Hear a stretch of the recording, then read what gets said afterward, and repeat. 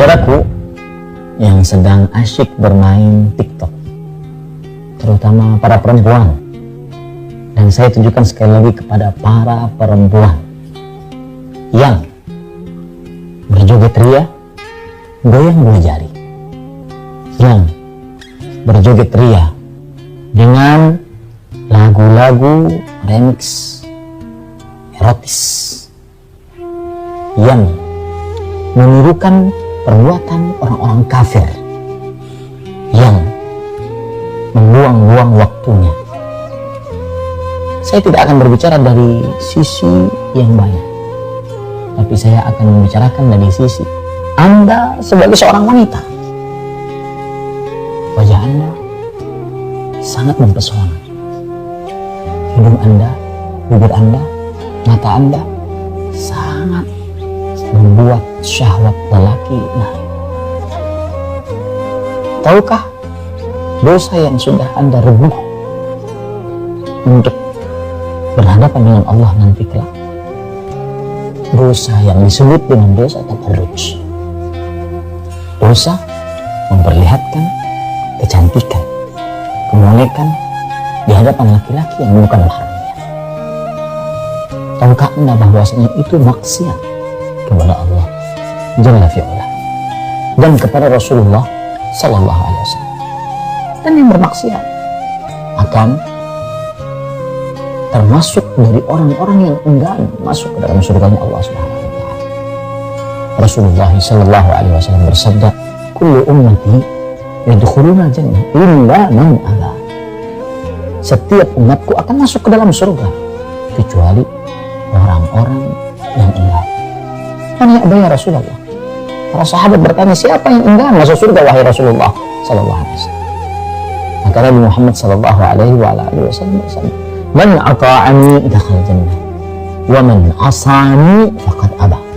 Yang taat kepadaku niscaya dia masuk ke dalam surga, dan yang bermaksiat kepadaku itulah orang-orang yang enggan. Kemudian ada hadis Nabi SAW tentang ciri wanita terkutuk. Itu hadis Bukhari tentang wanita sayyidati ayat umat ini sa'ud kasiat ariyat. Diantaranya dikatakan bahasa kasiat ariyat, pakai baju tapi seperti telanjang, ma'ilat mumilat, kalau jalan lenggak-lenggok, rusuhunna ka'asnimatil bukhti, kepalanya seperti punuk onta, dibuat nonjol ke atas dengan sengaja. Mereka tidak akan bisa menyium bau surga. Bahkan dalam Nabi mengatakan, "Fal'anuhunna fa innahunna mal'unat." Kutuklah orang-orang itu karena dia terkutuk. Baik, ini adalah salah satu riwayat dari Nabi SAW, peringatan kepada wanita agar mereka tetap menjaga kemuliaan mereka. Dan sungguh kewajiban seorang wanita bukan hanya menutup aurat saja. Ini bab menutup aurat. Akan tapi menutup aurat pun harus, tujuannya menutup aurat adalah, di samping ini adalah perintah Allah, adalah agar tidak menggugah syahwat orang lain, kaum pria. Sehingga ada pada zaman dahulu tuh kasiat ariyat, setiap bangsa itu modelnya beda-beda. Kasiat ariyat pakai baju tapi telanjang. Ini bingung, orang pakai baju telanjang. Dulu ada pakai maxi, ada rok panjang tapi dibelak sampai pinggang, ada itu. Ini zaman dulu tuh. Niru artis, niru bintang itu. Itu kan ada model-model tahun 60-an, 70-an, yang ingat tahun 7 kita belum lahir 60. Ini ada gambar-gambar yang ini, atau barang mungkin film-film lama yang ada, atau apa cerita ibu ini. Jadi panjang bajunya, katanya dibelak sampai paha kelihatan. Nah, ini kasiat pakai baju tapi ariyat kayak telanjang zaman itu. Sekarang zaman ini cuma terjemahan itu beda lagi. Pakai baju menutup aurat tapi bajunya ketat, semua lekuk tubuhnya terlihat, dan itulah fal'anahunna. Ini yang masuk dalam hadis Nabi SAW. Jadi tidak cukup kau hanya menutup auratmu, akan tapi menutup lekuk tubuhmu itu adalah kewajibanmu. Sudah begitu memang ciri dalam hadis Nabi, na'ilat mumilat. Jalanmu wajar saja. Kalau wanita bergoyang pinggulnya wajar, tapi kalau menggoyang-goyangkan pinggulnya berlebihan, hanya pengen dilihat kaum laki-laki, rendah dia. Jalan yang lipat. Orang bingung, ini ngapain ini? Memang wanita dibuat seperti itu. Kalau tidak bergoyang pinggulnya orang mati. Akan tapi bukan, jangan hentakkan kakimu hanya untuk dilihat oleh orang. Jangan membuat satu gerakan yang berbeda. Artinya apa?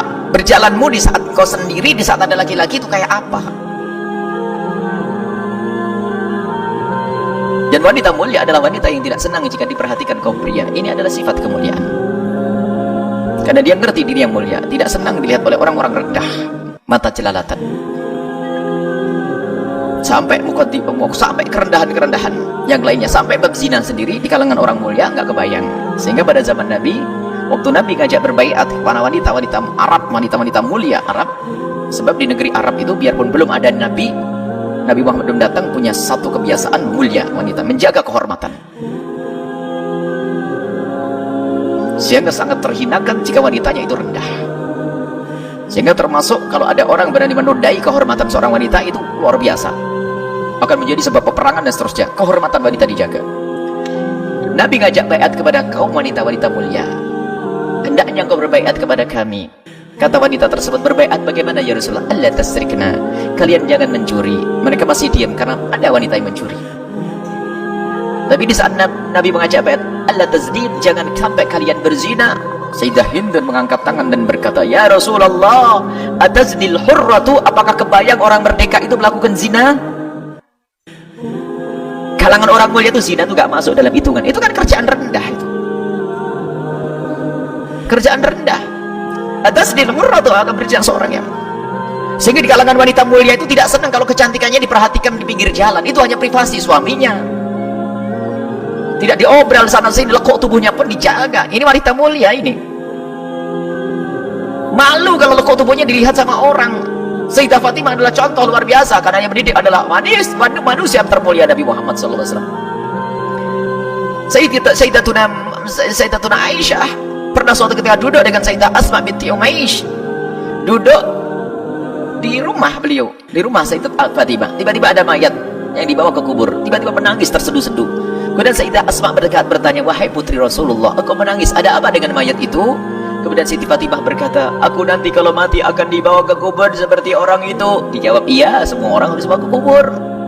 Alangkah malunya aku. Kenapa? Itu orang yang dibawa ke kubur, terlihat lekuk-lekuh tubuhnya. Alangkah malunya aku nanti jika aku mati kemudian diangkat di pundaknya manusia lalu dibawa ke kubur, orang akan melihat kepada lekuk-lekuk tubuhku. Jadi dulu tuh kalau orang meninggal dunia itu dikasih kain kafan, sudah dibawa ke kubur, nggak pakai penutup begitu, jadi kelihatan itu loh mayat gitu. Sehingga lekuk tubuhnya terlihat. Kebayang Siti Fatimah kalau meninggal akan terlihat lekuk tubuhku, menangis beliau. Padahal yang dipikir adalah bukan di saat beliau hidup ada orang ngintip, bukan. Di saat sudah meninggal, rohnya sudah tidak ada. Kebayang lekuk tubuhnya, dilihat orang merasa malu.